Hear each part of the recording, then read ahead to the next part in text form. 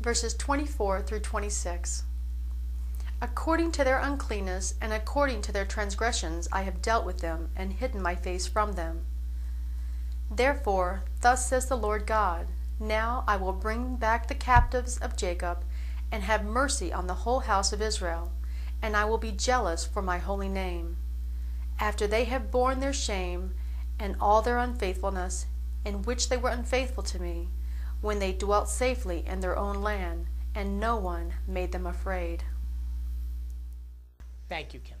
Now, this is a totally different event than when Jesus comes back to rule and reign. So what God is doing is he's making himself known to them and going to send him his mercy for this period of time. So what happens, the chronology of events, the rapture starts everything. That's half of the Christians being caught up to be with the Lord. The other half don't make it, they stay. We go into 3.5 years of tribulation, where 1/4 of the world's population dies. Then, before that period of time ends, we have the 144,000 being sealed, and we have this war which takes place right in here, and then we go into Daniel's 70th week, which I'm going to discuss on next week's program. All right, so Kim, please continue.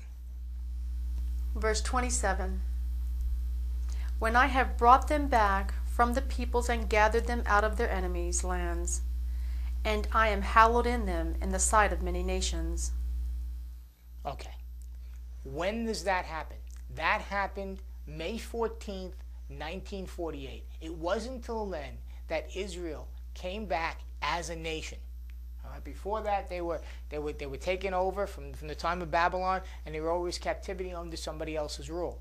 But in 1948, they became a nation. So that's when we know that this is going to happen sometime during that generation. Now, what I did was, in my book, is I broke down the time frames for you. I explained that the earliest possible date for this event here, known as the rapture, which really begins all this stuff, could not have been until September 11th, 1999. Because two things had to happen. Christ had to be gone 2,000 years to fulfill Hosea, and we had to be 6,000 years from Adam, which also fills Hosea in the book of Genesis, prophecies in the book of Genesis. And the old things he made in 6 days. On the seventh day he rested. He sanctified the seventh day. Right? So that happened September 11th, 1999. Now, I also discuss what the latest possible date for this event would be.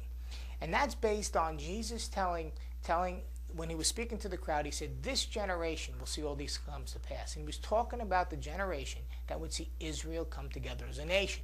So the next question that must be raised is, how long is a generation or a lifetime? Well, the answer to that is found in Psalm 90, verse 10, where David says that God will give you 70 full years, which is 71 years essentially. Okay? So if we have 71 years and we back out, we add 71 to May 14th, 1948, that takes us to May 14th, 2019.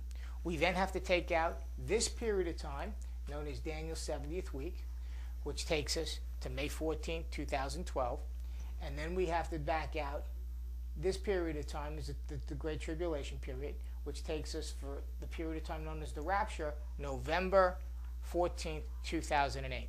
And that would put this war sometime in 2012. Kim, please continue. Verses 28 and 29.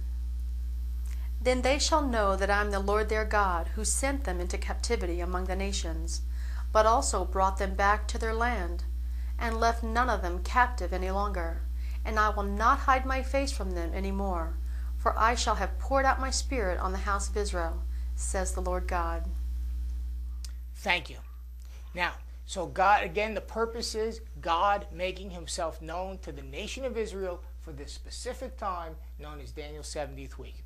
Now, I want to thank you for tuning in to today's show.